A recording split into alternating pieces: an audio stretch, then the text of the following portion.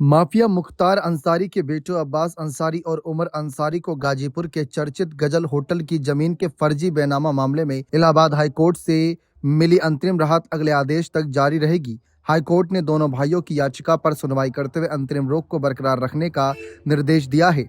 अब्बास अंसारी और उमर अंसारी ने Ghazipur CJM court में चल रहे मुकदमे को रद्द करने की मांग करते हुए 2023 में इलाहाबाद हाईकोर्ट में याचिका दाखिल की थी। 12 जुलाई 2023 को हाईकोर्ट ने पहली बार अंतरिम आदेश देते हुए दोनों भाइयों के खिलाफ किसी भी तरह की दंडात्मक कार्रवाई करने पर रोक लगा दी थी। जस्टिस समीर जैन की एकल पीठ इस मामले की सुनवाई कर रही है। कोर्ट ने गाजीपुर कोर्ट के 31 अगस्त 2022 के आदेश को चुनौती देने वाली अंसारी भाइयों की याचिका पर यह रोक लगाई हुई है। सरकारी वकील ने कोर्ट को बताया है कि अब इस मामले में सरकार की तरफ से अपर महाधिवक्ता अनूप त्रिवेदी पक्ष रखेंगे।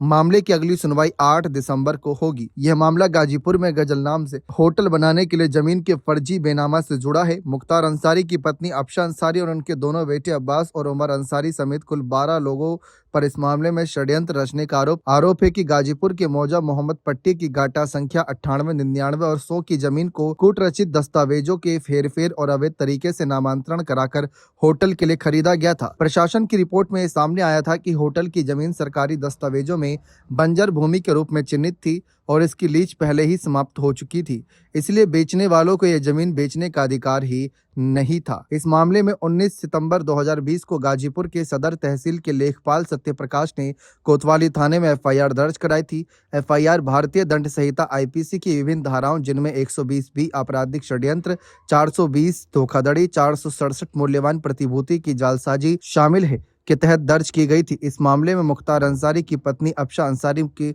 मुख्य आरोपी हैं, जिन पर फर्जीवाड़े में शामिल होने का आरोप है। फिलहाल इलाहाबाद हाईकोर्ट के आदेश से अब्बास और उमर अंसारी को गिरफ्तारी या अन्य दंडात्मक कार्रवाई से अस्थायी राहत मिली हुई है। बने रहे चैनल के साथ। बहुत बहुत शुक्रिया।